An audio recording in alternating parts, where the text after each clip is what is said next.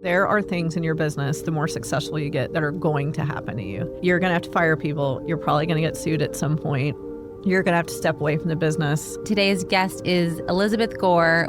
She is the co-founder of an incredible platform called Hello Alice. When COVID happened, hundreds of thousands of small business owners were coming to us desperate for capital. We worked 24 hours a day for a year on this, which has given over $65 million in grants to small businesses, women-owned businesses, veterans, Black-owned businesses. I mean, we went down to zero cash in the bank and no one was raising money. A whole bunch of money went out the door. We didn't pay our employees for a while, but we just all felt like it was the right thing to do. She is helping make sure that Main Street USA sticks around. The support was overwhelming. Wow. And from everyone, by the way. We had Republicans supporting us. The level of kindness and humanity was so beautiful through this. And so you can't let like these supremacist folks dictate what our country looks like.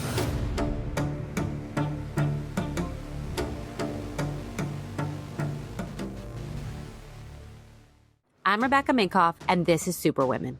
Each week, inspiring women are interviewed to uncover the unexpected journeys, the challenges, and the unwavering spirit that makes them powerful. Get ready to be motivated by stories of resilience and discover the keys to unlocking your own potential. Miss Elizabeth Gore, welcome. Howdy. So glad to be with you after all these years. Knowing each other. Love it. And supporting each other. Absolutely. Always. Yeah. Always. You almost were going to be in cattle ranching, or you thought that that might be your future. Yes. I grew up on a cattle ranch and none of the women in my family had gone to college. And so it was like, this was your expectation. And I was proud of that and excited to be there. But then I did get to go to college on a rodeo and equestrian scholarship, thanks to horses. And when I got to school, it was like, holy crap, there's so much more than these fences and cow shit everywhere. So it just opened my horizons and it just shifted. I still love agriculture. Obviously, I still ride multiple times a week, but I just saw that maybe I was destined for something else. Was it hard to go back to the family and say, I'm not going to do what everyone has been telling me I need to do? Hardest conversation of my life. Tell me about that moment. What were you going in? How was their reaction? Yeah, it was a twofer. I had one really decided that I got to go intern and do different things and amazing people in and out of my life. And I just decided this really is not my path. And then two, I decided I was going to join the Peace Corps. And so it was like a double, and so my mama was just not thrilled. And I knew going in that was going to be the result. And it's hard when someone that is supposed to love you the most really is unhappy with the decisions you're making. Yeah. And that's, I now as a mother, I think about that a lot. And so, yeah, if I walk in and pitch a banker or CEO or anything, I'm like, this is not hard compared to that conversation. Right. But I stuck to my guns and it wasn't a lack of respect and love. It was just a different path for me. Yeah. And I tell all young people, like, try everything. And because you never know what's going to grab you. And, I've basically in my life, I've had three big experiences. I was in agriculture and then I went full humanitarian with Peace Corps. And then I was with the United Nations for over a decade. And now I'm a fintech CEO. And those are all so different. Different. So, but I still love smelly cows. Well, that's good. I love smelly cows too. Thank you. We can all agree on that. Maybe I do different things with those cows. But what do you do with your cows? No. Well, I make beautiful leather bags. Yes, you do. Which is upsetting to some people. But yeah, well, I guess don't listen if that's the case. The West was not run on vegetarians. That's all I'd say. No, it was not. So let's talk about you starting a fintech company, Hello Alice. And I feel like we had synergies in the very beginning, and now I feel like we have with Female Founder Collective and Hello Alice, there's really the ability for them to overlap because primarily giving grants and loans, something we don't do, but you're also heavily making sure, like we are, that women succeed in business. Absolutely, absolutely. So what gave you this idea to launch a fintech? And I want to hear all the challenges that you've encountered, oh my God. Especially the lawsuit. There's a lot. So I, actually coming out of working globally with the UN and Peace Corps and others, I had such a passion for the critical importance of small business and everyone being able to have the right and the opportunity to start a business. Now, for me, when I was working in West Africa or Latin America, that meant maybe a little hair stall or what we would call a microempresa, whatever that was. When I came home and started to really look at the United States, particularly small towns like where I was from, if you weren't able to have a main street, your town died. I mean, it really was a critical juncture. And I was starting to think about leaving the public sector for the private sector. I got the insane opportunity to go work for Michael Dell. So that was my bridge into the private sector. And my job there was to advocate for small business owners and really understand their needs in technology. And I just kept running into the same thing of the absolute lack of connectivity and equitable access to capital and resources, particularly for women and people of color, folks in rural environments, our U.S. veterans. And it just seemed crazy to me that I come home to the best country in the world and it was so hard here. Yeah. And the disparity was just as high for some folks as in some of the developing countries I'd worked in. I had the great fortune to meet Carolyn Rods, who's my co-founder, and she's originally from Bolivia and moved here, and she started multiple businesses. And we just started rapping on this notion of like, what would it take to get better capital and resources to these folks? She came up with the idea, because she's very technical and I'm not. I'm the money and marketing person. And of why don't we build an early machine learning AI platform that connects folks to the resources they need. That was the beginning of the idea of Hello Alice. And AI was like not a word. Gosh, it was not a buzzword. No. And really early on, it was machine learning, data collection, machine learning, which was very expensive, by the way, back then. And I say back then, this is everything I equate with being pregnant with my son. So it was basically 12 years ago when we were really launching. Yep. And we then pitched this idea to some middle management folks and got shot down. And then it was actually Michael and a woman named Karen Quintos, JJ Davis at Dell, who really thought we had an idea on our hands.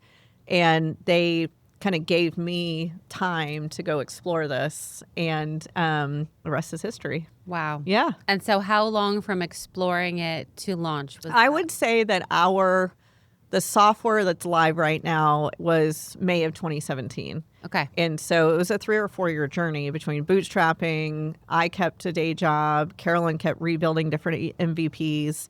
And then we had to have 2 babies each during all this, right? And my husband's a public servant, so like salary and healthcare and everything was really important. I couldn't just jump. Yeah. And so it definitely probably took longer than the average bear, but it's interesting. Had we launched sooner, I think it would have been more expensive. Ironically, like things like data collection started getting cheaper. And then we had the massive fortune we didn't know anyone in the tech world. We didn't know anyone in the finance world, but I know a lot of folks in the advocacy world with my UN work. So our very first supporters and impact investors were Melinda Gates, Gene and Steve Case, like some really incredible folks who were also kind of looking at the bridge between technology, philanthropy, and advocacy on different areas. But ours specifically, the day we launched, we said we're serving the new majority, women, people of color, U.S. veterans. And then that evolved into people with disabilities, military spouses, and then ultimately even folks who are in extreme rural environments. Think about white males in a rural environment who are agriculture and there's no bank. So now we're open to everyone. We have 1.6 million small businesses that use Hello Alice. And our primary function is still capital, so grants, loans, credit, operational credit. And then we have a very high focus on a business owner's financial fitness. So our business health score is a really great popular tool that before anyone applies for anything, we help them. I say get your shit together, but get your books in order. It's a free tool. And then I'm really proud to say we just eclipsed 60 million in philanthropic grants, which we're 60, which we're really Holy proud shit. of. I would, in a million years, would have never thought we would hit that. And we were so blessed in the early days to get a lot of grants. Yeah. I mean, that impact on all the groups you just named is huge. Yeah, we're really proud. And then one man tried to take it all away. Yes, we, it's really interesting. What you think is doing right, even in the best of times, people can think is fundamentally wrong. So one of our grants programs specifically for Black Americans who are running commercial vehicle programs, we love super tailored grant programs so we can help in that industry with that business planning. And this was with Progressive Auto Insurance, and commercial vehicles are a massively growing industry.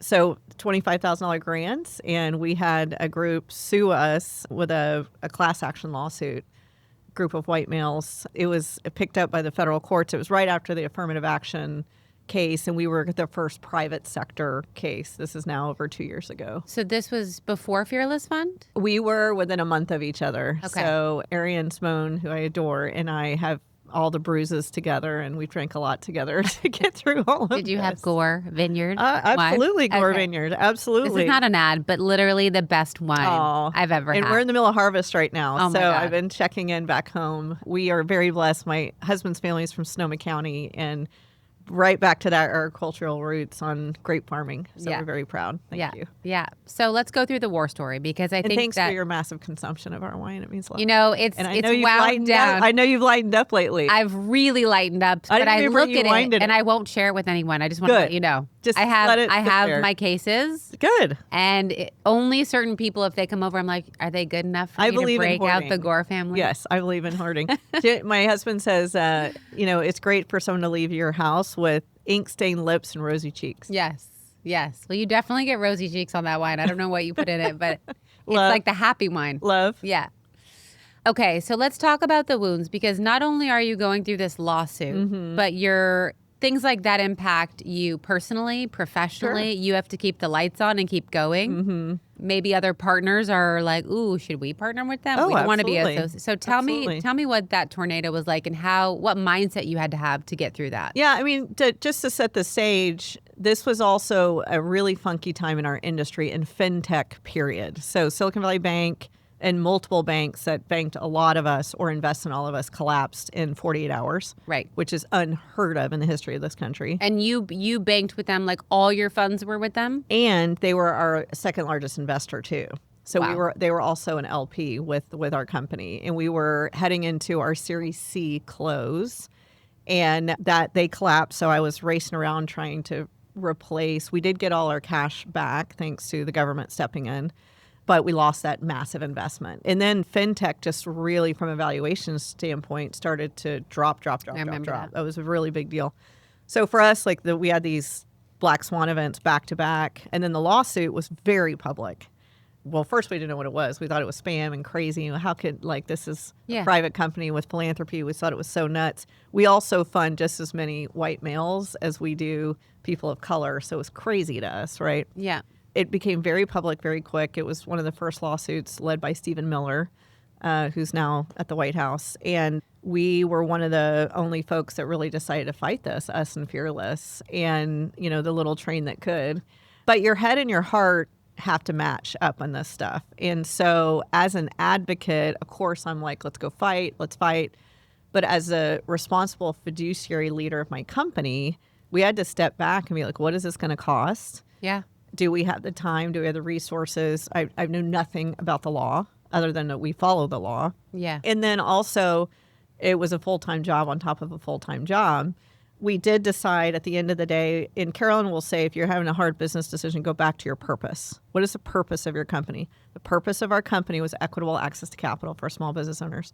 The result of this lawsuit would not just be about us. It would have meant hundreds of millions of dollars would shift in the law for people of color in small business. We assumed they were trying to change a very specific law that would change everybody's ability to fund.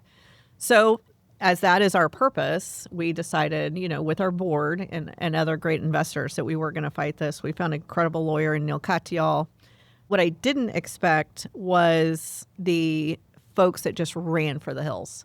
We came out of Black Lives Matter. The worst. We came out of, the support around George Floyd's murder, and all these commitments had been made. And then as these rotating lawsuits started over the last 24 months, the folks backing out of their commitment, not just not moving forward with something, but backing out of signed commitments, right, was nuts. And we lost about 2/3 of our investors that had committed to our Series C just like that. It was, and I'd already lost SVB. So it was like, how do we get this company down to bare bones to run, we have a credit card. We have very important fiduciary responsibilities to our small business owners. So that was our number one priority. Yep. even over the lawsuit at that point. Yep. Was we cannot let any of these businesses fail because we failed. Yep. Then it was, how do you budget time and money for the lawsuit? And then what I forgot about is my own personal health. So as we do when I was telling anyone, look, you cannot fight something if you're not well. I mean, the level of stress and strain. And I also absolutely am obsessed with being a good mom. And so it was the company, the kids, and in the middle of all this, my heart just went boop. And I'm a marathon runner. Like, it was. When you say your heart went boop, what does that mean? It literally, no, boop boop, no. The electrical went out in my heart. And, we don't know if that's hereditary. It's been there all this time. There was just a different level of stress. And so it was just like back to back, all these things happen. And well, one, let me jump the shark here and say we did win. So I'm very proud of that. No, you have to drag it out on the podcast. They stay listening. Well, they're like, what was the outcome? What I wanted to get to is everyone goes through these huge moments in their lives. And you look back and you're like, what could I have done better? What did I learn? Had we lost, would it have been worth it? I look at all that. And even now, I'm still like, why the F did we go through this in the first place? Like, what was this about? Fundamentally, from a spiritual standpoint. Yep. I still don't know that question yet, I will admit. But the rest of it, from a business standpoint, ironically, we grew through this. Wow. So even though all these people pulled out. Yeah. So, take away the fact that that's investment dollars. But our core revenue, we got insanely popular through this. And so we grew. This is how we jumped to 1.5 million small business owners. We were all over the news. We were absolutely everywhere. I wish I would have controlled the narrative earlier on, but once we did, we got to get out and say we're fighting this. I mean, the support was overwhelming. Wow. And from everyone, by the way. We had Republicans supporting us. We had groups like white male biker shops, sending us, where we have your back, we have your, I mean, the level of kindness and humanity was so beautiful through this. And so you can't let these supremacist folks dictate what our country looks like. So I had to start learning to lean on that joy, not just sit in the anger. And my kids are not allowed to use the word hate in our house. And I started thinking, I hate this, I hate these people. And I was like, God, it's going to eat me up. And it did start eating me up. Even in the moment when you're sitting in it, how can you find respites? And it's okay to be pissed, but how can you pull out of that so you're not sitting in it for 18 months? So to answer my own question, I'm very proud that we fought. We did grow. It made our company so sharp. And I actually remember a couple of stories when you had to cut back on a few things, and it just makes you sharp. It makes you look at every resource, every penny, really lean on talent in a different way. I mean, I had to absolutely hand off a zillion things because I had to manage all this other stuff. Then I had to have major surgery and be out of the business for a while, which I'd never done in all these years. Yeah. And so you learn, I think, in these moments to be a better leader. And then all the things that I had always said to other small business owners, right? Like, have good fundamentals in your business. Really have those rainy day funds. Try not to have all this debt. Had any of that been off, we wouldn't have made it. Right. It's like, drive that safe, functional car. Drive safely because someone might T-bone you at some point. Yep. And if anything's off, you might have a problem. So, and then there was a lot of tequila. I mean, there was a lot of other stuff. But, now Carol and I both we're even more careful about the fundamentals of our business. Right. I always think we've been smart, but I don't think we were careful. Yep. Because you just don't know. You don't know. You can't operate in a gray area. We couldn't control SVB leaving. I would always stand behind the fact we do great grants to the right people, the most successful small businesses in our country. Absolutely stand behind that. Yeah. But we can't control other people's opinions. You can, as much as you can, control the fundamentals of your business and then how you're taking care of yourself. Yep. And so now looking back, after you had, I'm assuming, open heart surgery? Close. Okay. These robots lately, robotic surgery is the best. Oh, so. well, that's good. Yeah. Do you prioritize yourself? I do. And it's interesting. I've always exercised, and I have an insanely amazing group of girlfriends. So that those two things have always been a big priority in my life. What I've never done is rested. I've learned to rest. As an anxious mind and a really fast-moving mind, that's a superpower of mine these days, but you have to turn that off. Yeah. Like, that will just rot your body. So those are the things I'm still learning to do. And when you turn it off, what is that? I mean, I still have to do things to turn it off. I've tried meditation. I've tried all these things, and I believe in that, and I'm still trying to learn it. But I'll have to, I love going fishing. I love riding horses, things that your mind can really quiet. Yeah. But my hands are still moving is really what I've learned I need to do. Yep. I also love, my children really help me. When I'm with them, I'm with them. And particularly with teenagers now, it's like you have to be listening, holy moly, it's a whole new deal.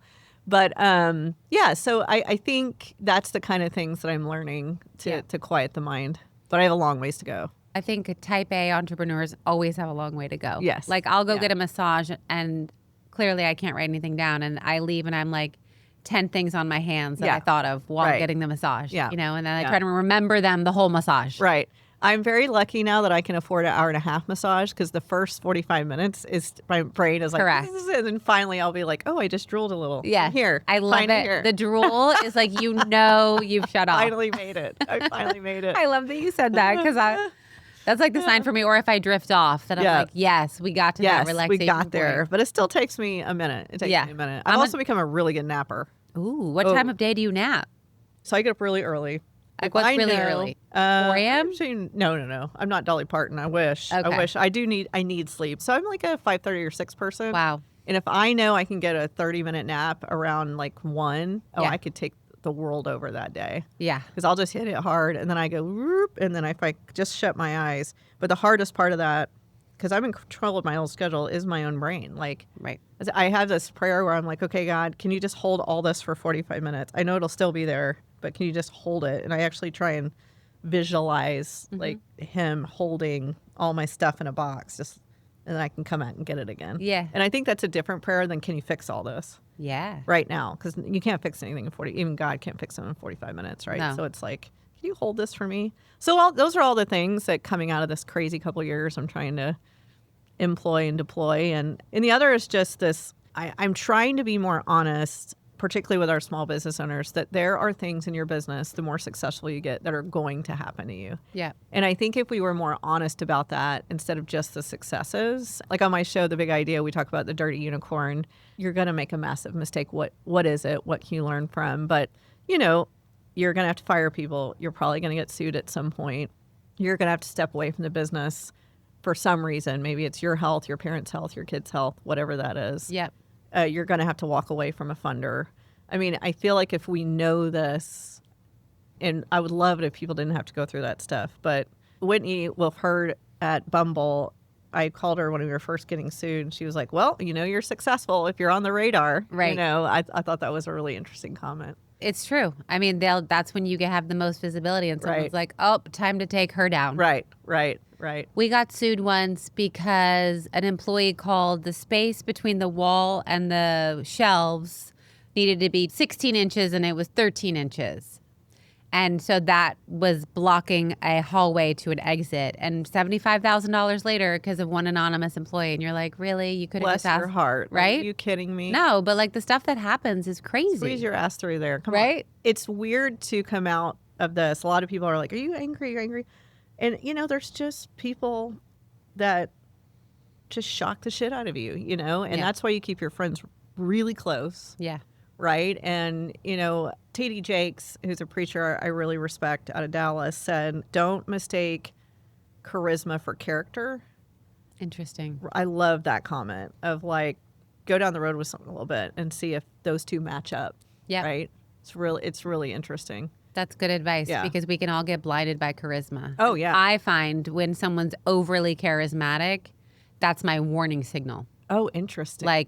You're not that happy. Everything's not that great. Right. There's no way. There's just no way. Right. And every time I've spotted that kind of person, I'm like, oh, there's the misery. Yeah. Or you're a narcissist, which scares me too. Right. It's like when you don't think anything's wrong, it's like, that's tough. It's really tough. Right. And I'm 48 and I love this age and I'm excited about 50s because I also think we have been through a lot.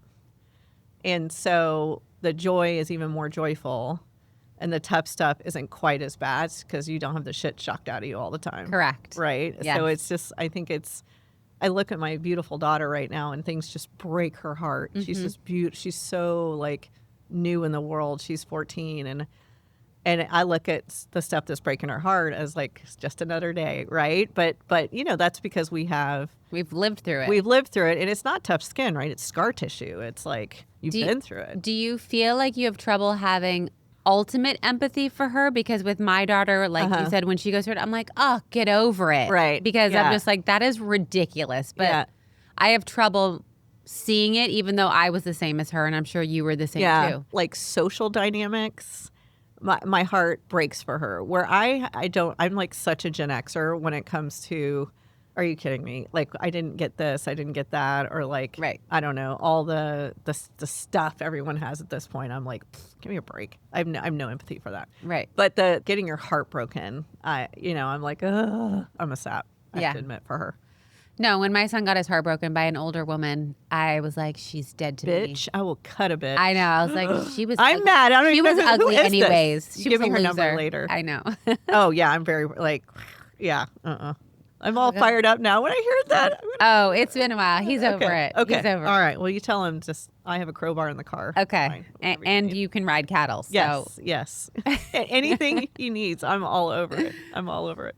So what's next for you, for Hello Alice? We are super fired up. This is very nerdy, but this whole idea of AI getting cheaper, we've been in the AI space for so long, but the fact a small business owner now can deploy resources at the touch of a button that they would have had to outsource to this person, to that person, I think that it reminds me back in my early UN days when the internet was becoming accessible to so many different people. It just democratized your ability to do things. Yeah.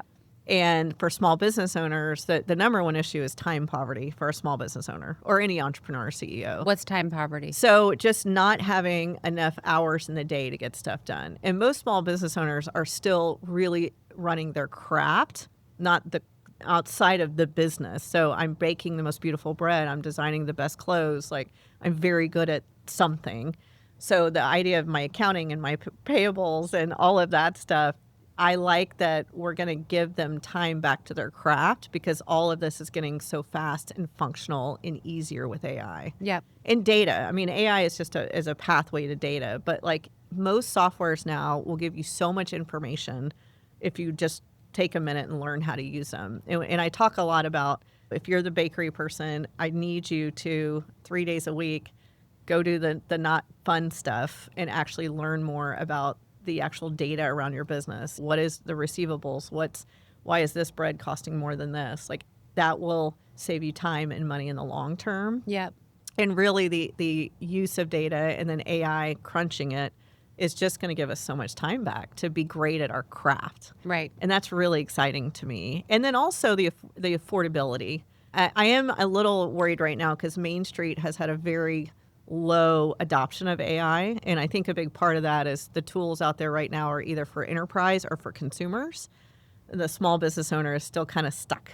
Like, how do I use this in my business? And so at Hello Alice, we're rolling out this fall as many AI agents as we can that are very specific to the day-to-day tasks of a small business owner. Yep. And I'm really excited about that, again, to give that time back, but also it'll give cash back to small business owners because they're not having to pay for a lot of these services anymore, which is great. Right. So that's super exciting. I'm really pumped to hit 2 million small businesses. In a gazillion years, I don't think Caroline and I ever dreamed that we would help that many folks access capital, which is exciting. And then I'm starting to get a little obsessed with 50 plus folks starting businesses. Yeah, it's really on the excited. rise. It is on the rise. The baby boomer generation were entrepreneurial, but they were not connected yet. And there's 76 million boomers, right? And as our generation gets older, I read a stat the other day that 2/3 of women in corporate America want to start their own business. Wow. And that is so exciting, right? If we really think about the inspiration that came out of COVID of, I like having my own schedule, I like having the flexibility, I like being involved in my own passion projects. And I think we're just seeing this rise of people doing a second and a third act. And I really want to be there for that. It's so exciting. Like, I read something that was like the number of women who are extraordinarily successful that started at the age of 40. Gave me so much hope for whatever I do next. Yes, right? If anything. It's super exciting, right? I do think, though, that we said earlier, we have so much more experience at this age. We've learned a lot. We've had a lot of mistakes. So what are the tools for that person? Yeah. Right? Versus the person who's just coming out of college or is in their early 30s. I do think resourcing needs to be different. And that's what I've been thinking a lot about right now. Yeah. I think you're going to see small business fail rates go down because of just the level of ingenuity and how much these folks have been through. Yeah. I really do. And do you feel extra pressure to ensure that women adopt these tools? I always have felt that pressure, interestingly. I don't know if it's because I grew up in a somewhat uneducated environment where women just didn't have the opportunity to take those paths. And so now I think it is critical to society. I think it's critical to our children. And, women still, it's my favorite stat, they put 90% of their income back into their communities and families. Yep. And that is a great economic bet for this country. And so I'm a little bit worried because coming out of COVID, women, we've declined in our access to bank loans, venture capital, a lot of things. And much of that is because we were so committed to the care economy. Yep. Whether it's elder care or children's care. And so we've got to get back on track there. I've been putting a lot of pressure out to venture and banking, and they don't like gaps in your credit score. They don't like gaps in your employment record. And so we have a little catching up to do again, which drives me nuts because I feel like we've been fighting, you and I, especially if this fight for so long, and we'll like do 3 steps forward and then 2 steps back. Yeah. So the access to capital piece to me is in my heart is paramount still. Yeah. It's Yeah. paramount. Well, I know you're going to solve it. Hopefully we will are solve it. going to solve it. Yeah, I'm going to be annoyed if my daughter is still fighting this fight. I know it'll be like shame on us. I know, right? Like Yes. I'm in a hurry on this one. I feel you. Yeah. Okay, for 3 questions. Okay. That I'm asking everyone. What is a decision that almost ended your business, but ended up saving it?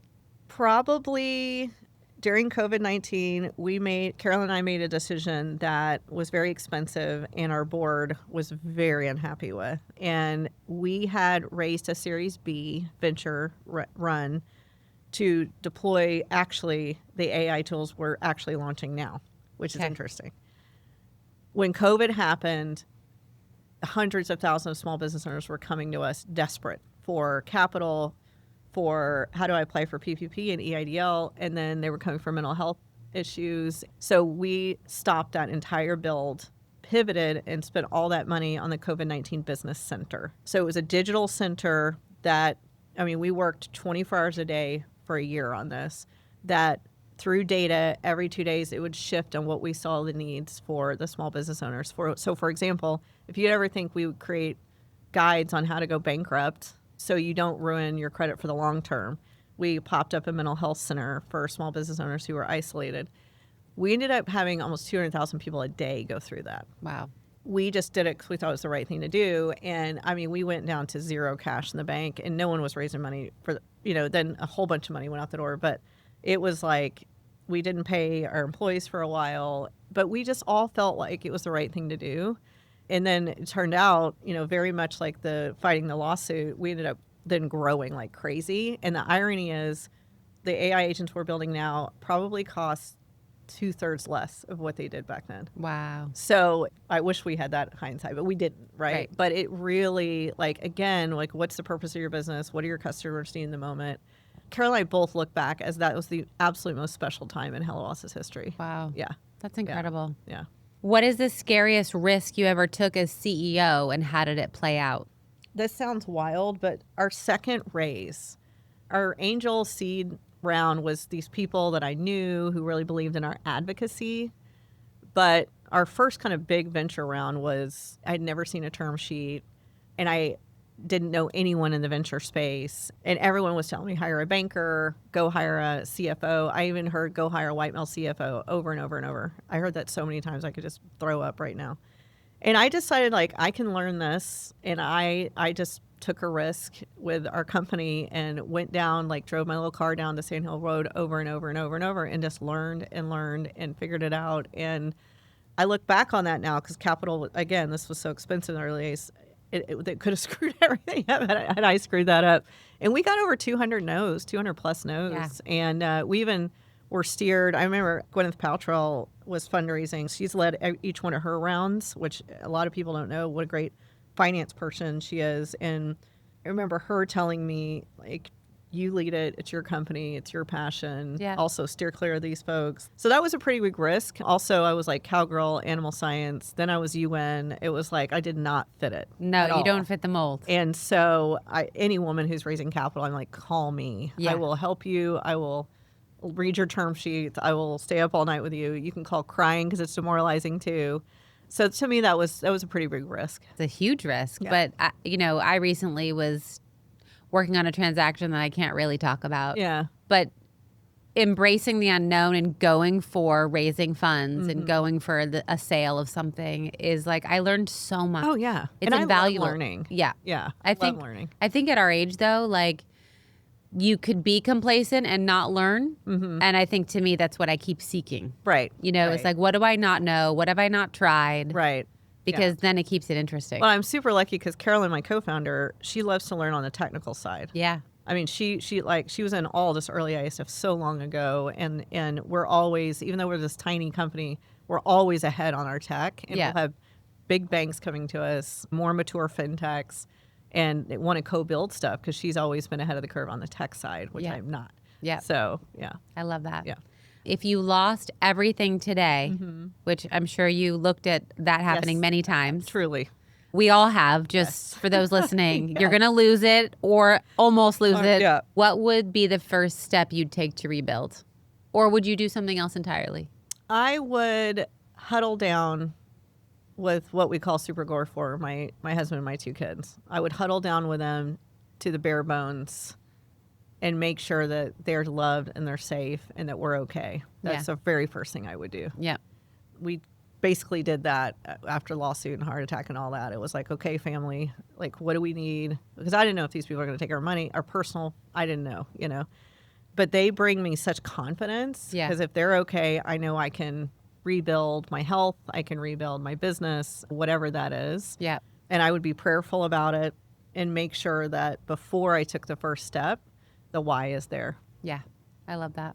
I knew I was going to be okay when we were almost losing the business. And I was like, the bank can take my business, but they can't take my husband and kids away from me. So true. And once I had that freedom of like, they don't own them, I was like, oh, then whatever happens, like, I'm okay. Yeah. No, it is. And my next circle out are these extraordinary girlfriends I have. That would be probably my second stop would be like, where do you think I should go? Because they'll tell me, bad, good, and ugly. Your best friends will really get up. Yes, they will.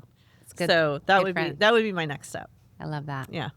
Thank you so much. Where can everyone find out about Hello Alice? Oh, grants, loans. HelloAlice.com or come to me, Elizabeth Gore USA, on any of my channels. And your show. Please brag about your show. Yeah. So the big idea, we're so proud of that they have a shit-kicking cowgirl on Yahoo Finance. Who would have thought? With an animal science degree. I like to remind them of that all the time. But yeah, the big idea is every Thursday, we solely focus on how to build a small business, which I'm very proud of. And we have folks like you who started and bootstrapped their own way and learn from your success. And then at the end, we feature a little business who's just getting started. I love that. It's tight. I wanted to do a really tight 22 minutes because, again, small business owners, the time thing is so tough. But it's been a journey. I'm learning a lot through it. It's a ton of fun. I love it. And you were such a special guest. Oh, thank you. Well, I mean, that went everywhere. It was great. That was the gift that kept on giving. Good. That's what I want it to be. Yeah. Really no, good. it was great. And they told me to tone down the howdies and the y'alls on my first pilot. And I was like, I'm trying. And it just slips out. Right. I can't help it. That's natural for you. It's like how for Gen whatever alpha, it's yes. like, and then, except yours is classier. My grandma would have whooped me if I'd have done that. But yeah, just Hello Alice or Elizabeth Gore USA and come see us. Awesome. Yeah. Thank you so much. Oh, my pleasure. Thanks for having me. Thanks for listening to today's episode. If you've enjoyed it, take a second to rate and review the show wherever you're tuning in. It really helps others find the podcast. You can follow me on Instagram at Rebecca Minkoff and at RM Superwomen, or for a slice into my personal life at Becky Minkoff. And don't forget to check out my book, Fearless, The New Rules for Unlocking Creativity, Courage, and Success. See you next week.